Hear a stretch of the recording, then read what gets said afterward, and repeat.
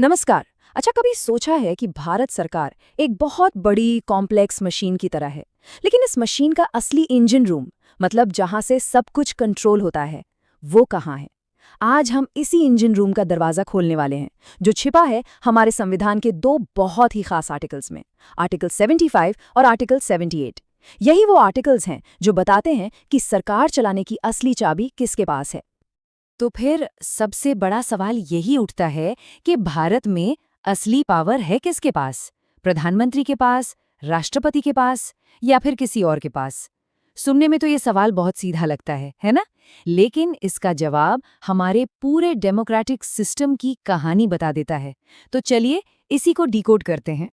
इस पहेली को सुलझाने के लिए ना, दो किरदारों को समझना बहुत जरूरी है। एक तरफ है हमारे राष्ट्रपति, वो है देश के मुखिया, मतलब हेड ऑफ स्टेट। कह सकते हैं कि घर के सबसे बड़े सदस्य की तरह, जिनका पद बहुत सम्मान का होता है। और दूसरी तरफ है प्रधानमंत्री, जो है सरकार के मुखिया, मतलब हेड ऑफ गवर्नमेंट। ये वो कैप्टन है जो असल में जहाज को चला रहे हैं। तो जितने भी बड़े फैसले होते हैं, असली ताकत वो इन्हीं के पास होती है। तो आज की हमारी चर्चा में हम क्या-क्या देखने वाले हैं? सबसे पहले बात करेंगे कि असली एग्जीक्यूटिव पावर है क्या। फिर देखेंगे कि सरकार बनती कैसे है। इसके बाद जिम्मेदारी का एक बहुत जरूरी नियम समझेंगे। फिर देखेंगे कि प्रधानमंत्री और राष्ट्रपति के बीच कम्युनिकेशन चैनल कैसे काम करता है। और आखिर में इस पर बात करेंगे कि ये पूरा स्ट्रक्चर इतना मायने क्यों रखता है। चलिए शुरू करते हैं पहले पॉइंट से, द रियल एग्जीक्यूटिव पावर। पता लगाते हैं कि ये असली पावर सेंटर यानी काउंसिल ऑफ मिनिस्टर्स असल में है क्या। देखिए, हमारा संविधान बिल्कुल साफ साफ कहता है कि असली एग्जीक्यूटिव अथॉरिटी प्रधानमंत्री और उनकी काउंसिल ऑफ मिनिस्टर्स के पास है। उनका काम है राष्ट्रपति को एड एंड एडवाइस करना, मतलब मदद और सलाह देना। तो भले ही देश का हर बड़ा फैसला राष्ट्रपति के नाम पर लिया जाता है, लेकिन उस फैसले के पीछे का दिमाग, उसकी पूरी प्लानिंग, वो सब प्रधानमंत्री और उनके मंत्रियों की होती है। ठीक है, तो ये तो समझ आ गया कि पावर सेंटर कहाँ है, पर सवाल ये है कि ये पावरफुल इंजन, ये सरकार बनती कैसे है। इसका पूरा का पूरा ब्लूप्रिंट हमें मिलता है आर्टिकल 75 में। प्रोसेस वैसे तो काफी सीधा है। देखिए, सबसे पहले राष्ट्रपति उस व्यक्ति को प्रधानमंत्री नियुक्त करते हैं जिसके पास लोकसभा में बहुमत का समर्थन हो। एक बार पीएम बन गए तो फिर वो अपनी टीम चुनते हैं, मतलब वो राष्ट्रपति को सलाह देते हैं कि और किसे किसे मंत्री बनाया जाए, और फिर राष्ट्रपति पीएम की सलाह के आधार पर ही बाकी मंत्रियों की नियुक्ति करते हैं। तो कहने का मतलब ये है कि टीम में कौन होगा, ये फैसला पूरी तरह से प्रधानमंत्री का होता है। लेकिन एक सवाल है, क्या इस टीम का साइज कितना भी बड़ा हो सकता है? नहीं, बिल्कुल नहीं। 91st कॉन्स्टिट्यूशनल अमेंडमेंट ने इस पर एक लिमिट लगा दी है। नियम यह है कि काउंसिल ऑफ मिनिस्टर्स की संख्या लोकसभा की टोटल स्ट्रेंथ के 15% से ज्यादा नहीं हो सकती। और ये क्यों किया गया? ताकि सरकार बहुत ज्यादा बड़ी और भारी भरकम ना हो जाए, एक तरह से उसे फुर्तीला और एफिशिएंट बनाए रखने के लिए। अब बात करते हैं इस पूरे सिस्टम के एक बहुत ही जरूरी हिस्से की, जिसे हम एक तरह का सेफ्टी स्विच भी कह सकते हैं। ये है जिम्मेदारी का नियम। यही वो चीज है जो पक्का करती है कि सरकार अपनी पावर का गलत इस्तेमाल न करे और हमेशा जवाबदेह बनी रहे। आर्टिकल 75 क्लॉज 3, इसमें सिर्फ एक लाइन लिखी है, लेकिन यकीन मानिए ये एक लाइन हमारे पार्लियामेंट्री डेमोक्रेसी की नींव है।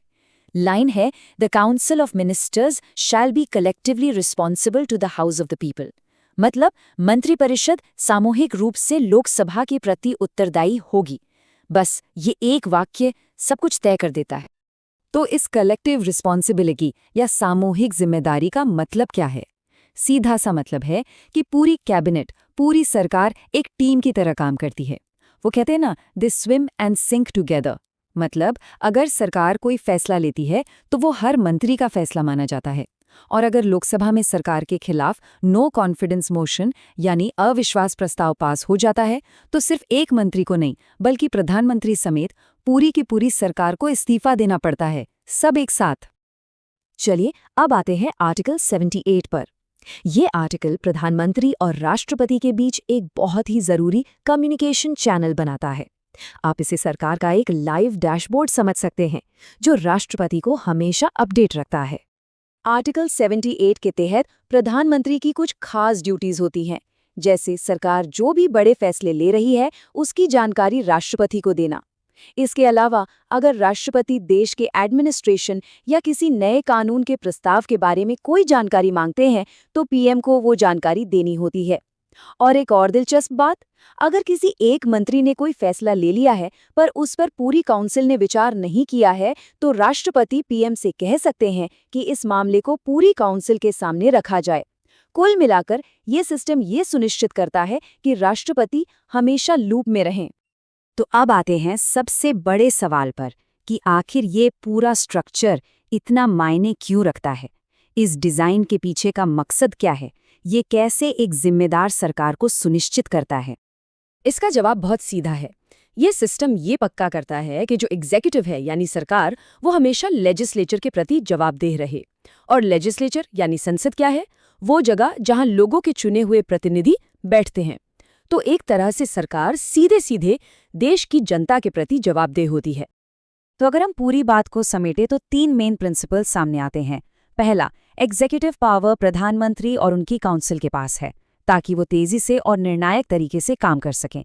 दूसरा, कलेक्टिव रिस्पॉन्सिबिलिटी ये सुनिश्चित करती है कि सरकार संसद के प्रति हमेशा जवाबदेह रहे। और तीसरा, जो इन्फॉर्मेशन फ्लो है वो हेड ऑफ स्टेट को हर जरूरी बात से अवगत रखता है और संवैधानिक संतुलन बनाए रखता है।